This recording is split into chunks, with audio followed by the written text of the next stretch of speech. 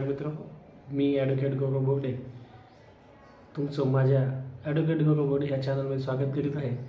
तर आजचा जो टॉपिक आहे तो आहे ग्रामपंचायतीसाठी 1140 योजना असतात, ते आपल्याला माहीत नाही.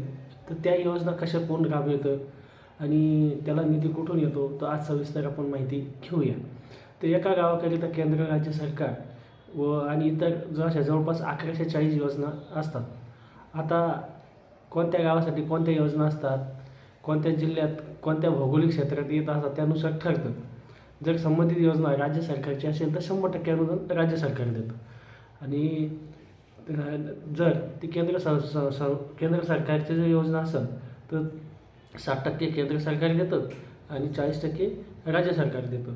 आता पहिलं 1 एप्रिल 2020ला 15वा वित्त आयोग चालू झालेला आहे आणि तेव्हा सरकार दर एका व्यक्तीप्रमाणे गावातील एका व्यक्तीसाठी असे प्रतिवर्षी 957 रुपये देतं आणि 14 वित्त आयोगाला ते 488 होतं. आता 14 वित्त आयोगाचा जो पैसा गावासाठी दिला होता त्यातला 25% तो मानव विकासासाठी दिला गेला, 25% त्याच्यात कौशल्य विकास आणि 25% केंद्र राज्य सरकारची योजना साठी होतं आणि 25% पायाभूत विकासासाठी खर्च करण्यास सांगितले होते.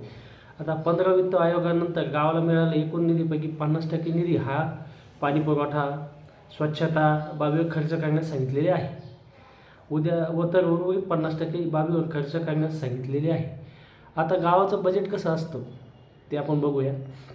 प्रत्येक वर्षी ऑक्टोबर-नोव्हेंबरमध्ये ग्रामविकास समिती बैठक बोलावली जाते. आपण जात नाही, गेलं पाहिजे. ग्राम समितीमध्ये बैठक गेलं पाहिजे. त्यामध्ये गावाचे आरोग्य, शिक्षण, महिला कल्याण अशा वेगवेगळ्या गरजा विचार केला जातो. त्यानंतर ह्या गरजा पूर्ण करण्यासाठी गावाकडे किती उपलब्ध निधी आहे आपण कधी विचारतच नाही. निधी किती आहे, काय आहे विचारलं पाहिजे. आपण निवडून देतो, विषय संपला. योजना काय आहे, बऱ्याच योजना असे असतात ते कागदपत्रे राहिले जातात किंवा घेतल्या जातात. जवळची जी व्यक्ती आहे ग्रामपंचायत सदस्याच्या त्यांना जवळ हाताशी धरून त्या केल्या जातात. तरी विचारलं पाहिजे की गरजा पूर्ण करण्यासाठी गावाकडे किती निधी उपलब्ध आहे. सगळ्या योजना एकत्रित अंदाजपत्रक तयार केलं जातं 31 डिसेंबरपूर्वी. पंचायत समितीला पाठवून ते अंदाजपत्रक पंचायत समिती राज्य सरकारकडे मंजुरीसाठी पाठवितं. पण तुमच्या गावासाठी सरकारकडून किती निधी आला आहे, ग्रामपंचायतीने तो कुठं खर्च केला हे कसं कळतं. आता ते कसं कळतं आपल्याला, तर गावाचं एक रिपोर्ट कार्ड असतं. पंतप्रधान नरेंद्र मोदी यांनी पंचायत राज दिवसाला म्हणजे 24 एप्रिल 2020 रोजी ई ग्राम स्वराज म्हणून पोर्टल तयार केलेलं आहे. ते मोबाईल ॲप्लिकेशनमध्ये आहे. तुम्ही ग्राम स्वराज जर काढलं तर त्या ॲपवर तुम्हाला सगळं दिसतं की ग्रामपंचायत विकास कामाची सविस्तर माहिती दिसते.